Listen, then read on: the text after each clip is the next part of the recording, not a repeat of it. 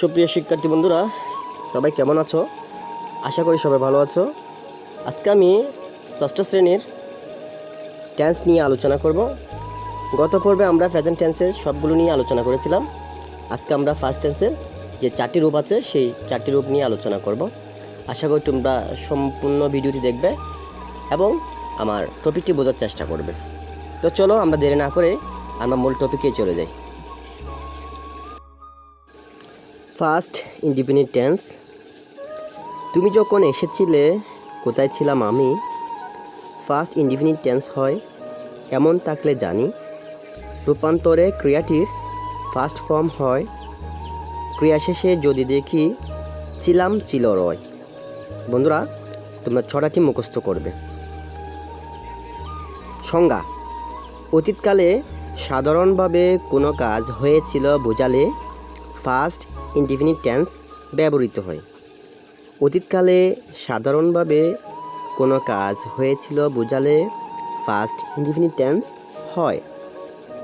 চিনিবার উপায়: বাংলায় ক্রিয়ার শেষে ছিল, ছিলে, ছিলেন, ল, লে, লাম, এ, তে, তাম ইত্যাদি চিহ্ন থাকলে ফার্স্ট ইনডিফিনিট টেন্স হয়।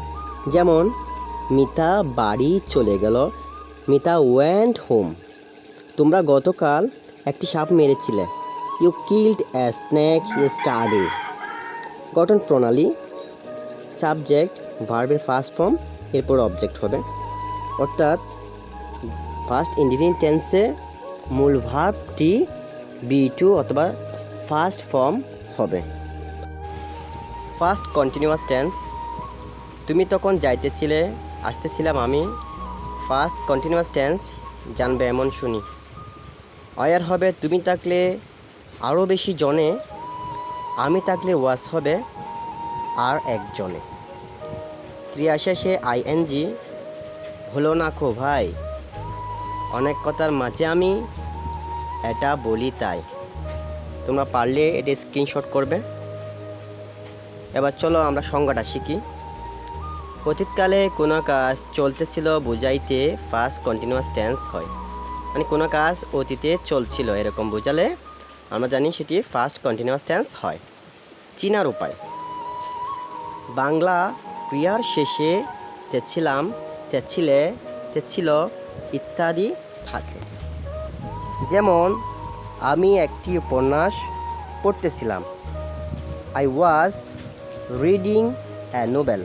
I was reading a Nobel.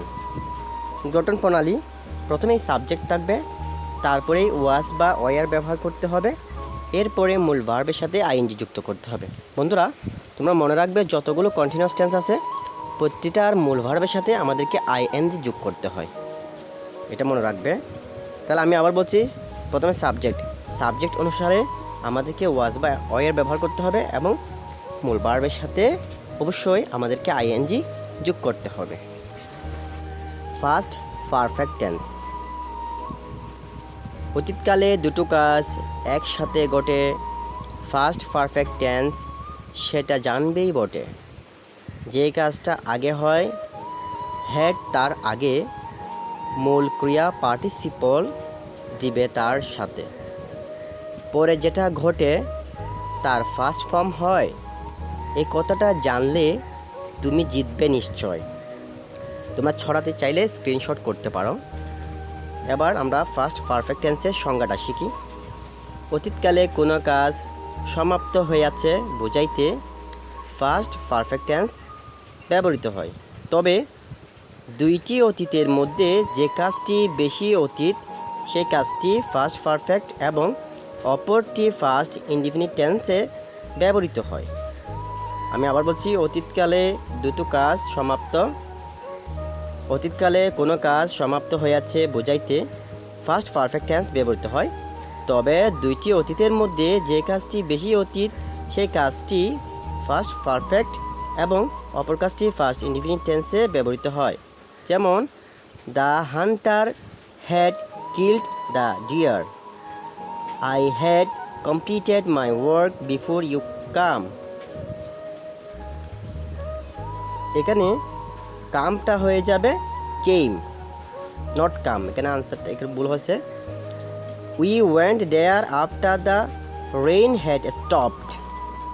এভাবে আমাদেরকে সেগুলো শিখতে হবে। এবার চলো আমরা এর গঠন প্রণালীটা একটু দেখে নিই। প্রথমেই সাবজেক্ট থাকবে, সাবজেক্ট অনুসারে আমাদেরকে সাবজেক্টের উপরে হেড বসবে এবং এরপরে মূল ভার্বের ফার্স্ট পার্টিসিপাল ফর্ম হয়, তারপরে অবজেক্ট বসে। অর্থাৎ যতগুলো পারফেক্ট টেন্স আছে সবগুলো টেন্সের মূল ভার্বটি ফার্স্ট পারফেক্ট হবে। অর্থাৎ পারফেক্ট টেন্সের মূল ভার্বটি ফার্স্ট পারফেক্ট টেন্স হবে। ফার্স্ট পারফেক্ট কন্টিনিউয়াস টেন্স, অতীতের কোনো কাজ সময় নিয়ে ঘটে। ফার্স্ট পারফেক্ট কন্টিনিউয়াস টেন্স, জানবে তারে ঘটে। ক্রিয়ার সাথে আইএনজি যোগ করতে হয়, তার আগে হ্যাড বিন বসাবে নিশ্চয়। তোমরা ছড়াটি স্ক্রিনশট করতে পারো। অতীতকালে সংগঠিত দুটি কাজের মধ্যে পূর্বে সংগঠিত কাজটি কিছু সময় যাবৎ চলতেছিল বা চলছিল এরূপ বোঝালে ভার্বের ফার্স্ট পারফেক্ট কন্টিনিউয়াস টেন্স হয়। অতীতকালে সংগঠিত দুটি কাজের মধ্যে পূর্বে সংগঠিত কাজটি কিছু সময় যাবৎ চলছিল এরূপ বোঝালে ভার্ব এর ফার্স্ট পারফেক্ট কন্টিনিউয়াস টেন্স হয়। গঠন প্রণালী, সাবজেক্টের পর হ্যাড বিন বসে এবং মূল ভার্ব এর শেষে আইএনজি যোগ করতে হয়। আমি আবার বলছি, সাবজেক্টের পর হ্যাড বিন বসে এবং মূল ভার্বের শেষে আইএনজি যুক্ত করতে হয়। যেমন the boys had been making a noise before the class began. আমি আবার বলছি, the boys had been making a noise before the class began. তো আশা করি বন্ধুরা তোমরা আজকের ভিডিওটি বুঝতে পারছো। এরপরেও কারো যদি বুঝতে অসুবিধা হয় তোমরা অবশ্যই আমাকে কমেন্ট করে জানাবে। আর বাড়িতে এগুলো বেশি বেশি প্র্যাকটিস করবে, প্র্যাকটিসের কোনো বিকল্প নেই। তো আশা করি তোমরা ভালো আছো, সুস্থ আছো, নিরাপদে আছো। আর তোমাদের যে নির্ধারিত অ্যাসাইনমেন্ট দেওয়া হচ্ছে তোমরা সেগুলো খুব যত্ন সহকারে লিখবে আর বেশি বেশি লেখার চেষ্টা করবে।